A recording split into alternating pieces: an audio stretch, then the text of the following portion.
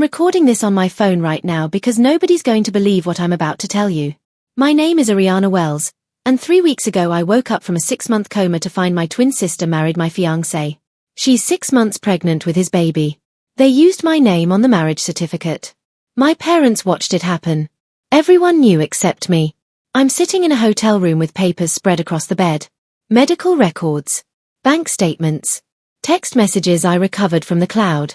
Marriage licenses with signatures that look like mine but aren't. Every piece of proof that my life was stolen while I was unconscious and couldn't fight back. The worst part isn't the betrayal. It's that they're still pretending they did nothing wrong. Like marrying your sister's fiancé while she's in a coma is somehow acceptable if you call it love. Let me start from the real beginning. Because what happened didn't start when I woke up. It started 6 months ago on a rainy Tuesday night when I got in my car and never made it home. My twin sister's name is Sienna. We're identical twins.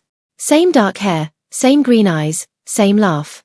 Growing up, people couldn't tell us apart unless they really knew us. Our mother dressed us the same until middle school. Teachers mixed up our names constantly. Even our own father sometimes called me Sienna by mistake. But we were different in ways that mattered. I was the quiet twin who loved reading and staying home on weekends. I studied accounting in college and got a stable job at Parker & Associates downtown. Sienna was loud, magnetic, always chasing excitement. She jumped between jobs every few months, always looking for something bigger and better. I never resented her for being different. I loved my sister. We told each other everything. Shared clothes, shared secrets, finished each other's sentences. When I got engaged to Blake 2 years ago, Sienna was the first person I called. She screamed with joy and said she was so happy for me. Blake Patterson. The man I thought I'd marry and grow old with. Blake was everything I wanted in a partner. Kind, stable, thoughtful. We met at a coffee shop 4 years ago when he was working on architectural drawings at the table next to mine. He asked if I had a pen. That conversation turned into coffee the next day. Coffee turned into dinner. Dinner turned into falling in love so completely I couldn't imagine life without him. He proposed on my 27th birthday at the park where we had our first picnic. Nothing fancy, just him on one knee with a simple silver ring and eyes full of tears. I said yes before he finished asking. We set the wedding date for September. 8 months to plan everything. Sienna threw me an engagement party at her apartment. My parents toasted our happiness. Everyone said we were the perfect couple. Then came March 18th. The night that destroyed everything. I left work at 6 that evening. Blake texted saying he'd be home late finishing a project. I stopped at the store for groceries. On my way home, Sienna called. Her voice sounded urgent on the phone. Ari, I need you to come over right now. Please. It's important. I was tired from work and just wanted to go home. Can it wait until tomorrow? I'm exhausted. No, she said quickly. I really need you tonight. I'm alone and I need to talk to someone. Please, Ari. I sighed and changed direction toward her apartment across town. The rain started coming down harder. My windshield wipers struggled to keep up. I'm on my way, I told her. But I can't stay long. Thank you, she breathed. Drive safe. The roads are bad. I remember thinking it was strange how she sounded both urgent and calm at the same time. Like she needed me there but wasn't actually panicking about anything specific. The last thing I remember clearly is headlights in my mirror. Too bright. Too close. Then the screech of tires and the sound of metal crushing metal. Pain exploded through my body. Then nothing but darkness and silence. I woke up on July 19th. A Thursday afternoon according to the calendar on the hospital wall. Everything hurt. My throat burned. My body felt like it belonged to someone else. Machines beeped around me in rhythm I didn't understand yet. A nurse gasped when she saw my eyes open. She called for the doctor. Within minutes people rushed around checking monitors, shining lights in my eyes, asking questions I could barely process through the fog in my brain. My parents arrived crying and holding each other. Mom kept saying miracle over and over like a prayer. Dad hugged me carefully like I might shatter. I tried to ask for Blake. My voice came out as a whisper that hurt. Where's Blake? Mom and Dad looked at each other. That look. The one that means something terrible happened and they don't want to tell you. Sweetheart, Mom said carefully. There's something we need to explain to you. Before she could continue, Sienna walked through the door. I saw it immediately. The small bump under her loose dress. Her hand moving protectively to her stomach. My twin sister was pregnant. Ari, Sienna said with tears in her eyes. You're awake. Oh God, you're really awake. She came to my bedside but didn't touch me. Just stood there crying while I stared at her stomach. At the life growing inside her body. Sienna, I managed to whisper. You're pregnant. She nodded slowly. More tears fell down her cheeks that looked exactly like mine. Who's the father? I asked even though something deep inside already knew the answer. Already felt the truth before anyone spoke it out loud. Sienna glanced at our parents. Dad turned to face the window. Mom started crying harder. It's Blake, Sienna whispered. Ari, I'm so sorry. Blake and I are together now. The monitors started beeping louder. A nurse rushed in to check my vitals. But I couldn't focus on anything except my sister standing there with my fiancé's baby inside her. Together. I repeated. What does that mean? Sienna took a shaky breath. We're married, Ari. Blake and I got married 2 months ago. The room spun around me, or maybe I was the one spinning and the room stayed still. I couldn't tell anymore.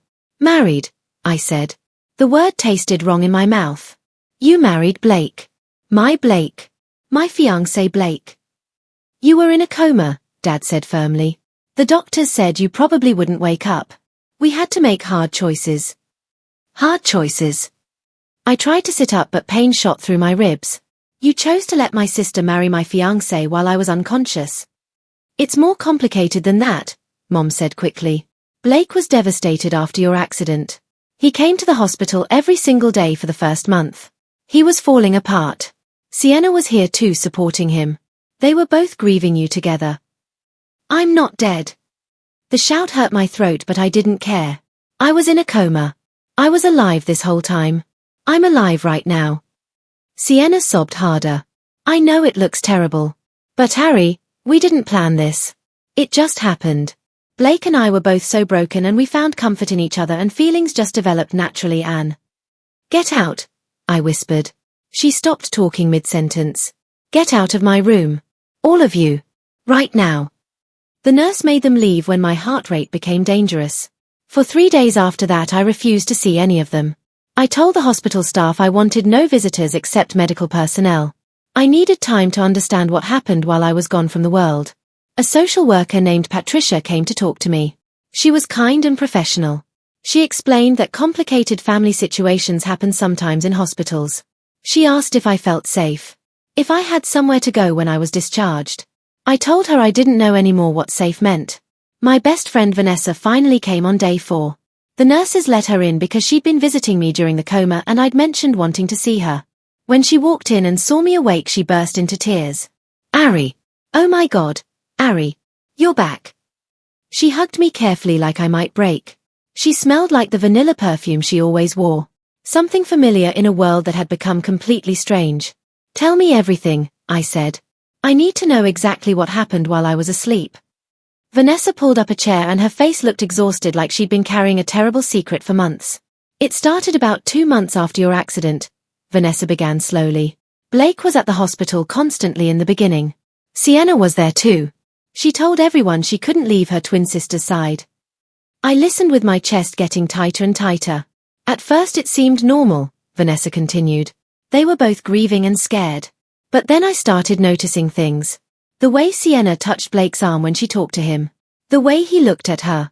Like he was seeing you instead of seeing her. What do you mean?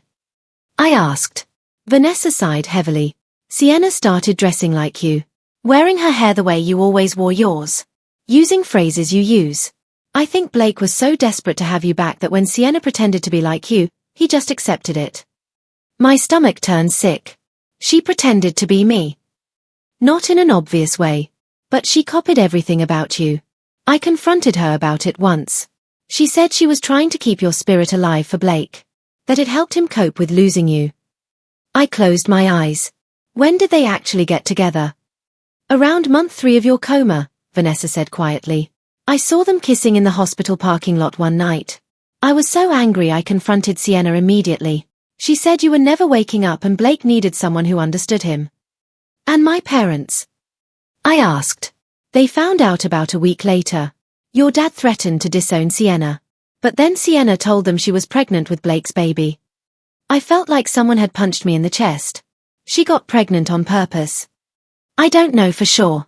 Maybe she did or maybe she didn't. But once your parents knew about the baby, everything changed completely. They said Blake needed to do the right thing.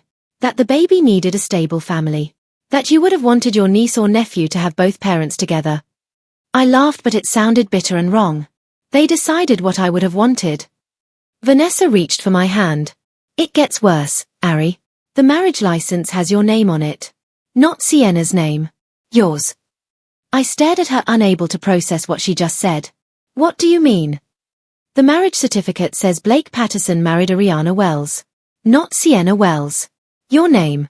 Your identity. Sienna signed as you. My hand started shaking. That's identity fraud.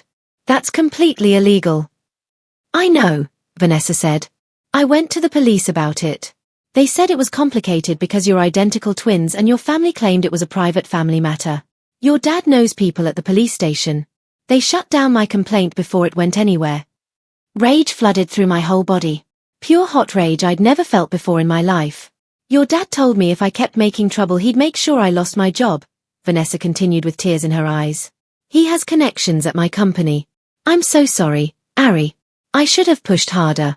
I should have done more. This isn't your fault, I said, even though my voice shook with anger. None of this is your fault at all. Vanessa wiped her face. There's more you need to know. Blake and Sienna are living in your apartment. The one you and Blake shared together. Sienna moved all your belongings into a storage unit. She's been posting on your social media accounts pretending to be you and acting like everything is completely normal. I felt actually sick. A nurse had to bring me a basin. When I could breathe normally again, I asked the question I was terrified to hear answered. Does Blake actually love her? Or does he just think she's me? Vanessa hesitated for too long before answering. He calls her by your name sometimes, Vanessa finally admitted. I've heard him do it more than once. Sienna doesn't correct him when it happens. I started laughing again. Not because anything was funny. Because if I didn't laugh I would start screaming and never stop. My sister was living my entire life. Wearing my name like a costume. Sleeping with my fiancé. Carrying his baby. And everyone just let it happen like it was normal and acceptable. I need proof of everything, I said when I could speak normally again. Everything you just told me. I need evidence. Documents, messages, photos, anything you have. Vanessa pulled out her phone immediately. I've been collecting evidence since the beginning. I knew if you woke up you would need ammunition to fight back. She showed me screenshots of text messages between Sienna and Blake. Photos of them together at restaurants and parks. The marriage license with my name signed in Sienna's handwriting. Posts from my own social media accounts that I never wrote. I saved everything to a private cloud account, Vanessa explained. The police wouldn't listen to me. But maybe a good lawyer will listen to you. A lawyer, I repeated slowly. Yes. I definitely need a lawyer. I already called one for you, Vanessa said. My cousin's husband. His name is Nathan Cross. He specializes in fraud and identity theft cases. Nathan Cross visited me 2 days later. He was in his 40s, professional looking, with sharp eyes that seemed to notice everything in the room. Miss Wells, he said, shaking my hand carefully. Vanessa told me about your situation. I reviewed all the documents she provided to me. This is honestly one of the most extreme cases of identity fraud I've ever seen in my career. Can we fix it? I asked desperately. Can we undo the marriage legally? Yes, absolutely, Nathan said firmly. The marriage is completely invalid because it was obtained through fraud and forgery. Sienna Wells signed your name on a legal document without your permission. That's a serious crime. We can have the marriage annulled immediately and potentially press criminal charges against her. Hope flickered in my chest for the first time. And what about my apartment? Your apartment lease is only in your name, correct? Yes. Blake moved in 2 years ago, but I never added his name to anything. Nathan nodded. Then you have the complete legal right to evict them both. We'll need to follow proper legal procedure, but they cannot legally stay there if you want them gone. What about the baby? I asked quietly. His expression softened. The child is Blake's biological son or daughter. That part is complicated. Blake will have parental rights regardless of the marriage fraud.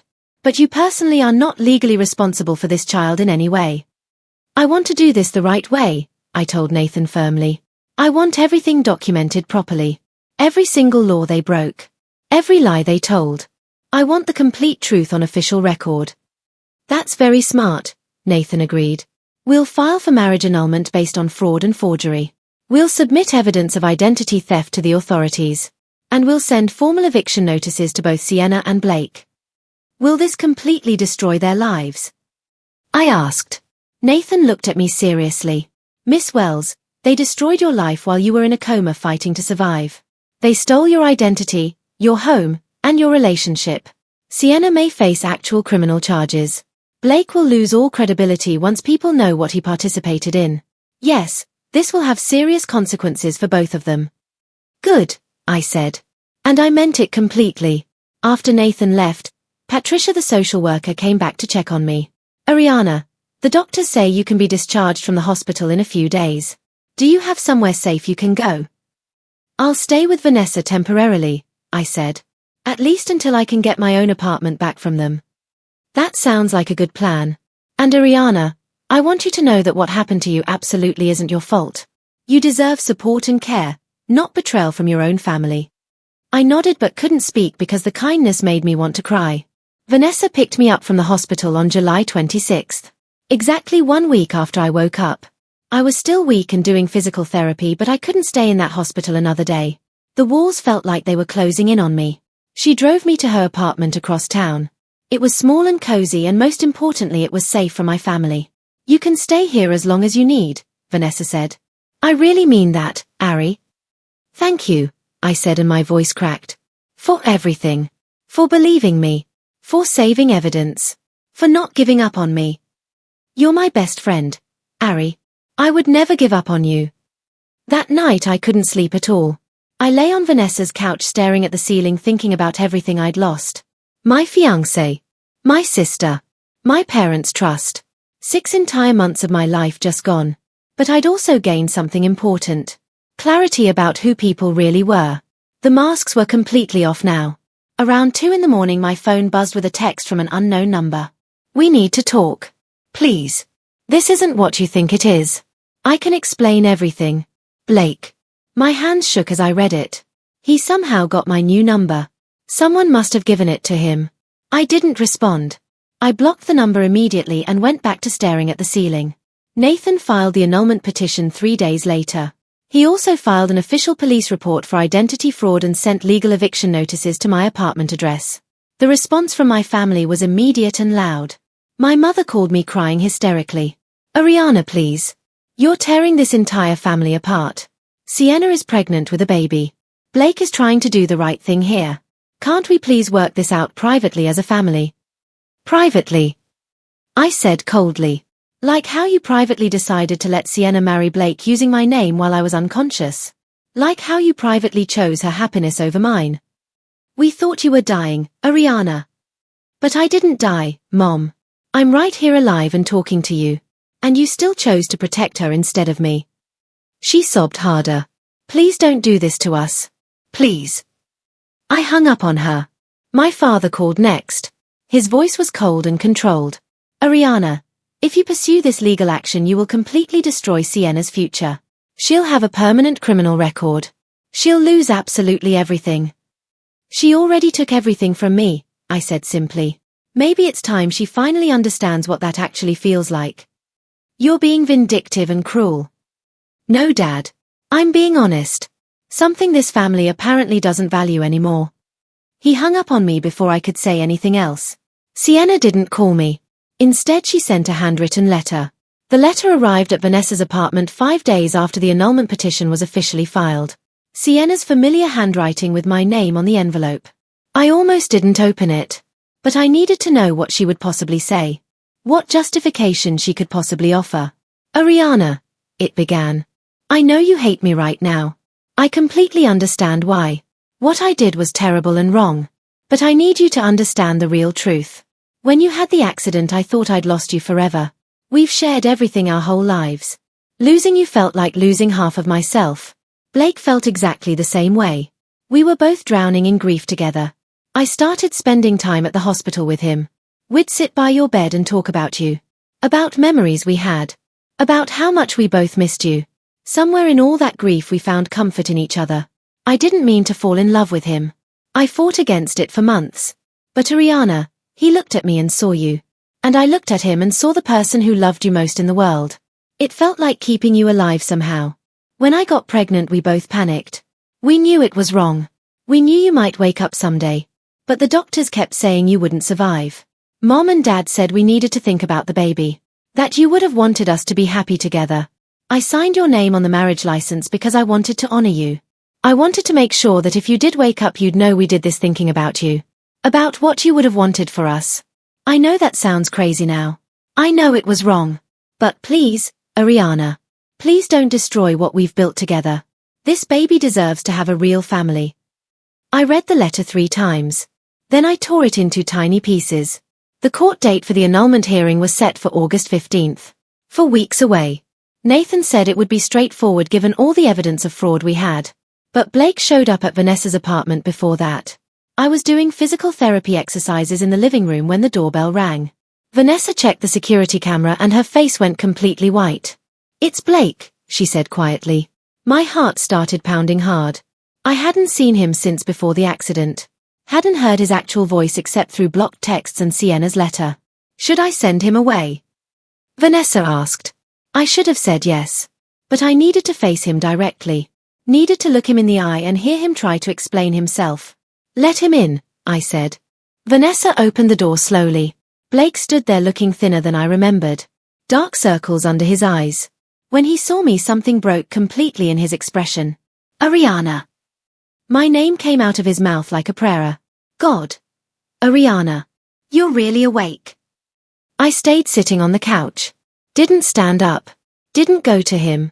Say what you came to say, I told him. Then leave immediately. Blake stepped inside carefully. Vanessa stood between us like a protective guard. I don't even know where to start, Blake said and his voice shook. I'm so incredibly sorry. I'm so sorry for everything. For which specific part? I asked. Marrying my sister? Getting her pregnant? Living in my apartment? Using my name on legal documents? Be specific, Blake. He flinched hard. All of it. Everything I did. I thought I'd lost you forever. The doctors said you would never wake up. I was completely falling apart and Sienna was there and she looked exactly like you, Anne. Don't, I interrupted sharply. Don't you dare blame this on how she looks. You chose to betray me. Both of you made that choice. I know. You're absolutely right. I chose wrong. But Ariana, I loved you. I still, he stopped himself. You still what? Love me. I laughed coldly. You married my sister while I was in a coma. You're having a baby with her. That's not love, Blake. That's just convenience. Blake's eyes filled with tears. I call her by your name sometimes. Did she tell you that? I can't separate you two in my mind. When I look at her I see you instead. That's sick, I said flatly. That's not love. That's complete delusion. He wiped his face roughly. I know the marriage is invalid. I know you're going to annul it. I'm not going to fight that. Good. Because you would lose anyway. Blake took a shaky breath. But I'm asking you please don't press criminal charges against Sienna. Please. Ariana. She's carrying my child. If she goes to jail. Stop, I said firmly. Stop asking me to protect her. Stop asking me to care about her consequences. She didn't care about mine when she did this. She's your sister, Ariana. No. She was my sister. The person who did this to me? I don't know who that is anymore. Blake looked desperate now. What about the baby? Your niece or nephew? Don't you care about the baby at all? That question made me pause. Not because he was right, but because it showed how little he actually understood about any of this. The baby is innocent, I said quietly. I won't punish a child for what you and Sienna did. But I also won't sacrifice my justice for it either. Sienna committed fraud. She'll face the legal consequences. What happens to the baby is your responsibility now, not mine. Ariana, please. We're done here, I said. Vanessa, make him leave now. Vanessa opened the door wide. Blake stood there for a long moment looking at me like he was trying to memorize my face. Then he finally left.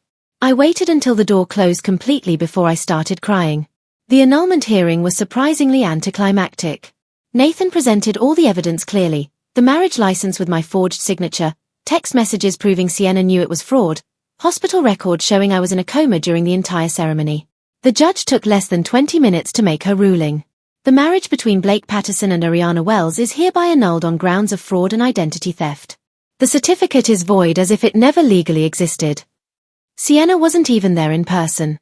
She'd sent her lawyer instead, who tried to argue she'd acted under extreme emotional distress. The judge wasn't moved at all. Miss Sienna Wells knowingly signed her sister's name to a legal document, the judge said firmly. That constitutes identity fraud regardless of her emotional state at the time. I'm referring this case to the district attorney for possible criminal prosecution. Blake sat in the back of the courtroom with his head in his hands. My parents sat on the opposite side, refusing to even look at me. After the ruling, Nathan and I walked out together. That's phase 1 complete, he said. Now we handle the eviction and the criminal case against Sienna. How long will the criminal case take? Depends on whether Sienna takes a plea deal or goes to trial. Given the evidence we have, I expect her lawyer will strongly advise taking a plea. What's she looking at? Prison time. Nathan nodded seriously. Possibly, yes. Identity fraud is a felony. She could face 1 to 3 years or possibly more given the circumstances. Sienna was arrested 3 weeks later. I wasn't there to see it, but Vanessa told me everything. How Sienna cried and begged. How my mother screamed at the police officers. How my father tried to use his connections to stop it from happening. None of it worked.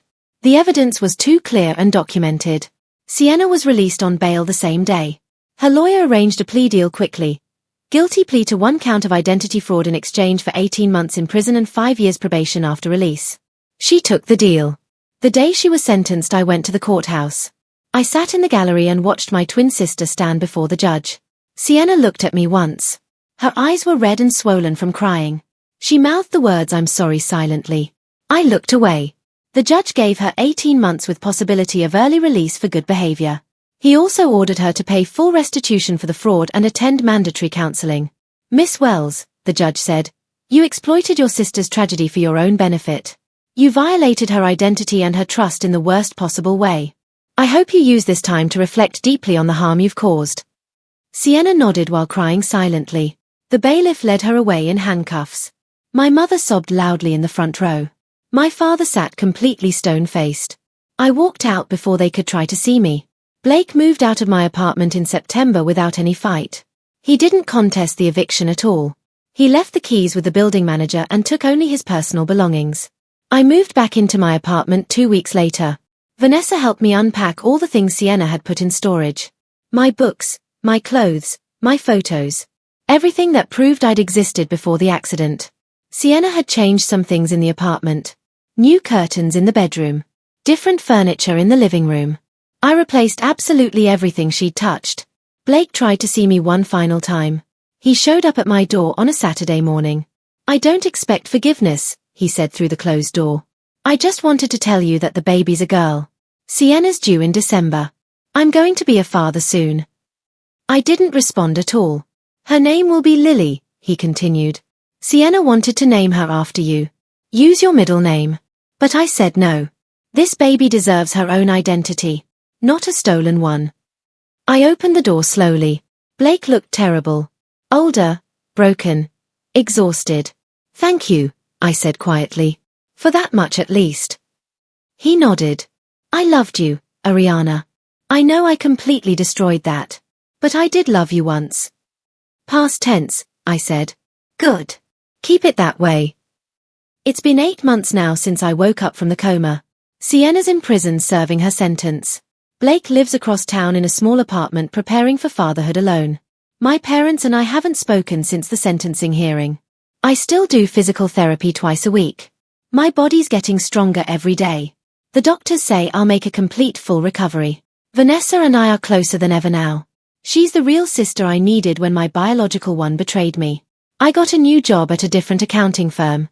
Started over professionally since my old firm felt tainted by everything that happened there. Some days are harder than others. I still have nightmares about the accident. About waking up and discovering everything I'd lost. About Sienna's face when she told me she'd married Blake. But I also have good days. Days when I feel strong and capable. When I remember I survived a coma and identity fraud and family betrayal. When I realize I'm building a new life completely on my own terms. Nathan calls this a success story. You got justice, he says. Not everyone does. He's right. The marriage was annulled. Sienna faced consequences. Blake lost everything he thought he'd gained. The truth came out. But success feels strange when it costs you your entire family. Sienna will be released from prison next year after serving 12 months with good behavior. She's written me letters from prison. 7 so far. I haven't opened any of them. My mother called last week for the first time in months. She asked if I'd consider family counseling when Sienna is released. Said we all need to heal together as a family. I told her I'd think about it. I probably won't agree. But I'm not ready to close that door completely yet. Blake sends child support payments even though the baby isn't my responsibility legally. He writes short notes sometimes. Lily's healthy. She has your eyes. I'm still sorry. I don't respond but I keep the notes in a drawer. Vanessa asked me yesterday if I'm happy now. Really truly happy. I told her the honest truth. I don't know yet. I'm healing. I'm surviving. I'm building something new. Maybe happiness comes later. What I do know is this.